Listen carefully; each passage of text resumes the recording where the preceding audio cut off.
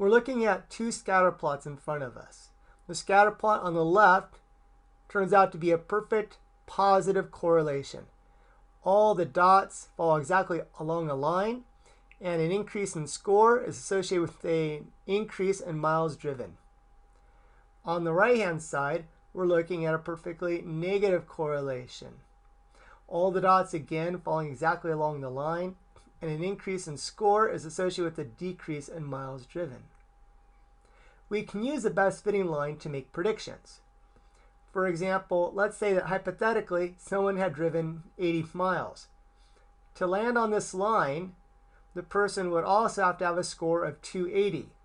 So this orange dot, the XY coordinate of it would be 80 for miles driven, comma 280 for their score. Each one of these points represents a value on the x-axis and a value on the y-axis. For this dot at the top left, it represents someone who went negative 40 miles and has a score of 400. The dot at the bottom right is someone who has gone 120 miles and has a score of 240. So if someone has driven 80 miles and we want to know what their score is, we start at the 80, we go straight up, and then we go across to the left and we see a score of 280. That tells us that this point is at the coordinate 80, 280, and that if they drove 80 miles, we would predict they would have a score of 280. For the scatter plot on the left, if someone drove 80 miles, we would go up to the best fitting line from the 80. Then we go straight across and we would see 320. So the XY coordinate for this point would be 80, 320. Likewise, the XY coordinate for this bottom left point would be 40 for the x-axis, 280 for the y-axis.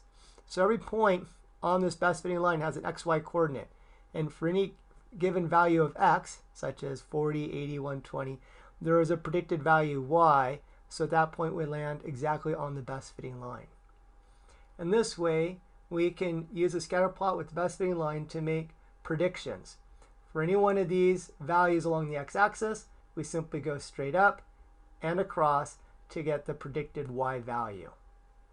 Let's keep going with this. So we're told pick the scatter plot showing a predicted value of 280 for a given value of 80. So for a given value of 80, the predicted value is 280. This is the correct answer. For this value of 80, the predicted value is 320. So this is not the correct answer, so it must be the one on the left.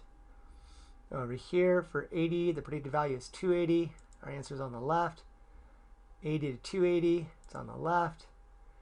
Going 80, and then to 280 again on the left, and so on.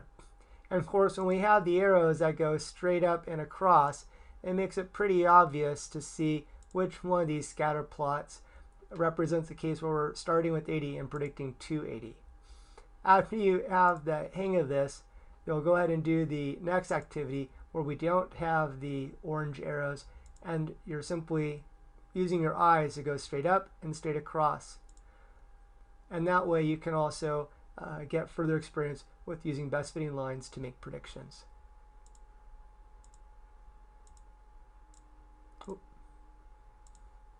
All right, best of luck.